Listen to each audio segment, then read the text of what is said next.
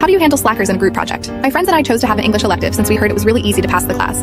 It required only 3 major presentations to pass instead of exams. Since we were given the option to choose our group mates, my friends and I decided to stick together. The first presentation was easy because it required a simple PowerPoint presentation. My friends promised to help out when they could, but they kept coming up with excuses to avoid doing their share of the work, like being busy with their majors and clubs and sororities. I ended up covering the research and creating the slides. They did show up for the presentation and winged it, but I warned them that the next 2 projects were a lot heavier and I wouldn't be able to do it by myself. They apologized half-heartedly and agreed to cover more of the work this time. However, after I completed my part of the presentation, I noticed they barely started on it.